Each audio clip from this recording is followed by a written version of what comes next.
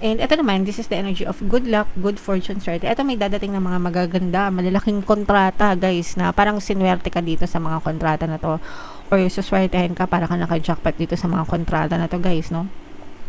So, pwedeng kontrata sa trabaho, sa projects, kung kayo ay mga project-based, kontrata sa mga kliyente, or mga transaction, mga close deals, kung kayo ay mga ahente, nag-aahente ng bahay, lupa, kotse, insurance, whatever, guys. Pero suswertehin kayo sa mga kontrata nyo, suswertehin kayo sa mga mako-close nyo ng mga deals.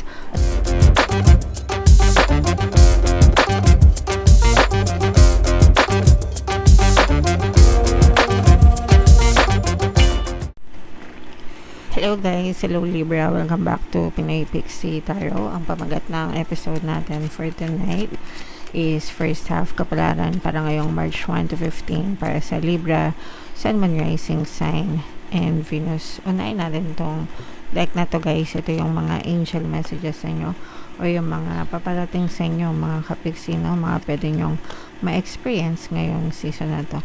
So, unang-una, guys, meron tayong family. Maganda yung inyong relationship sa loob ng tahanan, sa loob ng inyong pamilya. Guys, pwedeng yung iba din sa inyo is magkaroon kayo ng family bonding ngayong season na to, no? Dahil magbabakasyon na at saka at the same time sa summer, no? Yung iba nag-early summer vacation, yung tipong hindi pa masyadong mainit, 'di ba? Kasi pagdating ng kasagsagan ng May, March, April, May, no? Yan talaga yung super init na season dito sa atin sa Pilipinas. So, itong mga early March, medyo kahit papaano umiinit na pero hindi pa ganun kaalinsangan. Kaya yung iba sa inyo parang inuunahan nyo na yung bakasyon with your family para ma-enjoy nyo nang hindi naman sobrang mainit din, guys. Okay? Alright. So, syempre guys, enjoy nyo lang at saka ingat-ingat lang din mga kapiksi. Alright? And ito naman ay mga good news, no? Maaring may mga matanggap kayo ng good news sa kung ano man yung inaantay nyo, kung ano man yung ina-expect nyo, mga kapiksi, no? I-expect nyo talaga na dadating siya, guys, no?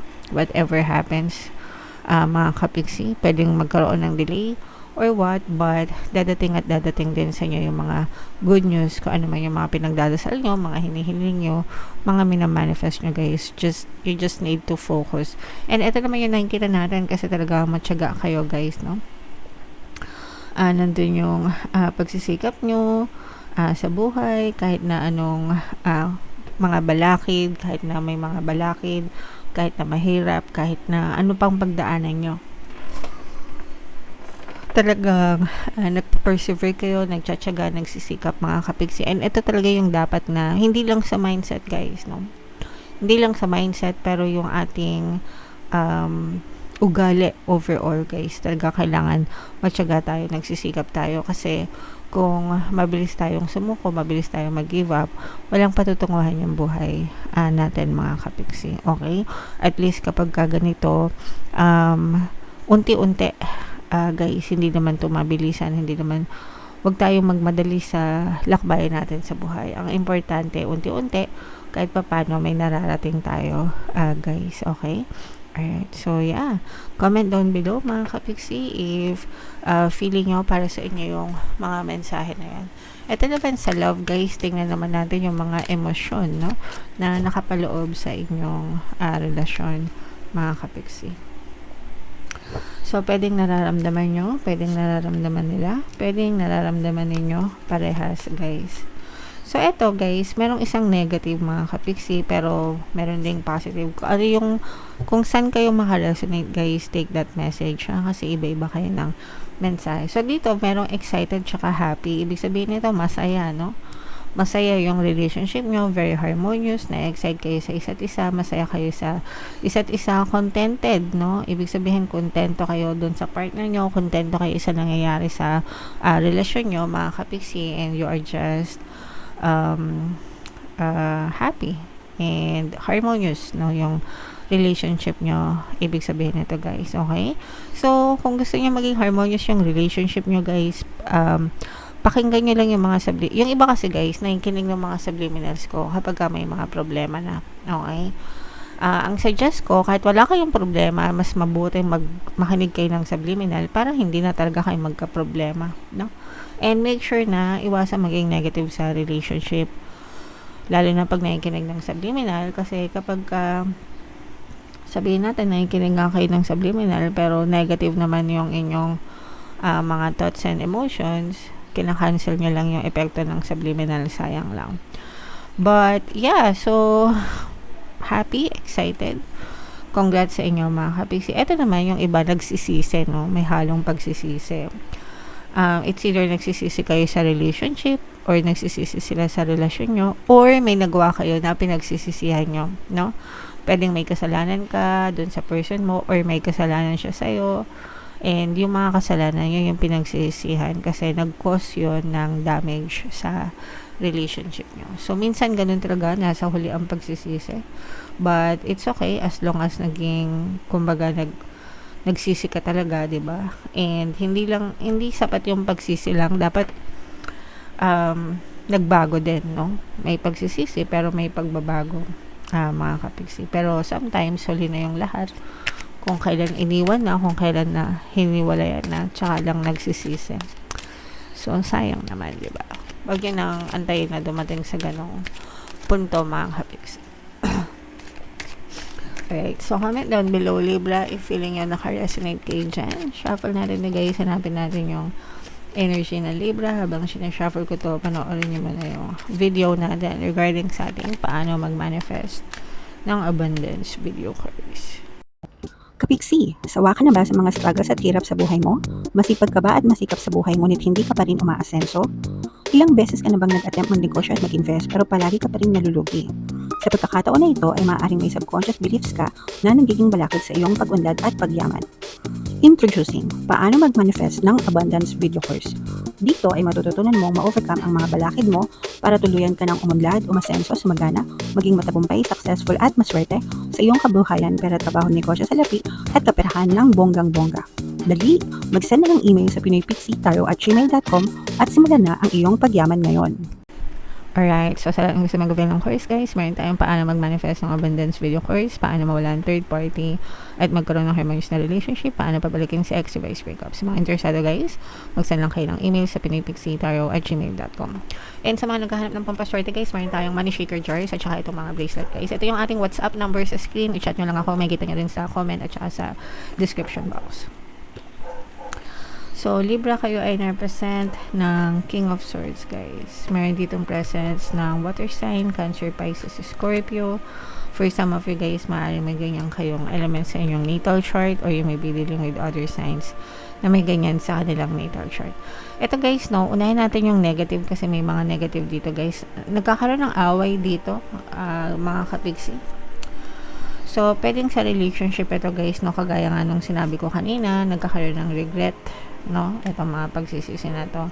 May mga pag-aawayan na nagaganap. Pwedeng sa relasyon, romantic relationship, pwede rin na relasyon sa ibang tao like yung mga friends, family, mga kapitbahay. Ito guys, nakikita natin or kasamahan sa trabaho. Ito guys, nakikita natin na malala yung away na to, no? Malala yung away. Pwedeng bangayan, pwedeng nag-aaway sa chat, dinadaan sa SOCMED, 'di ba? Minsan yung mga sa social media pino-post ganyan. Bardagulan. May mga bardagulan moments, no? Yung tipong pinapahiya talaga o kaya naman sinusugod, kunwari kapitbahay ganyan sinusugod. Yung iba nagkakabaranggayan pa, mga kapiksi. So this is a very very stressful type of energy, guys. Kung hindi kayo nakaka-resonate, mas maganda na huwag kayong maka-resonate kasi para peaceful lang, payapa. Pero for some of you guys, talaga medyo magulo. So, if ever naka-resonate kayo, comment down below, guys, ha? Kasi magulo ito. Magulo. War lalo. Talagang parang yung iba nandadamay pa, no? So, ibig sabihin, kumbaga, hindi lang ikaw. Kunwari, merong galit sa'yo yung kapitbahay mo, hindi lang ikaw, hindi lang sa'yo galit, nadadamay pati yung mga kasama mo sa bahay, mga ganun, no? So you have to settle this once and for all, mga kapiksi. Kung sa trabaho, ganun din guys, no? para magkaroon ng kapayapaan, katahimikan guys. Kasi medyo malala itong energy na to na super stressful. Ako na-stress ako, binabasa ko lang.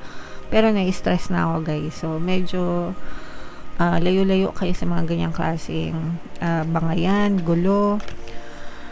Para iwas kayo sa stress mga kapiksi. Yung iba nagkakabaranggayan pa, no? Dahil sa gulo guys. And ito naman, this is the energy of good luck, good fortune, swerte. Ito may dadating na mga magaganda, malalaking kontrata, guys, na parang sinwerte ka dito sa mga kontrata na to. Or suswertehin ka para ka naka-jackpot dito sa mga kontrata na to, guys, no?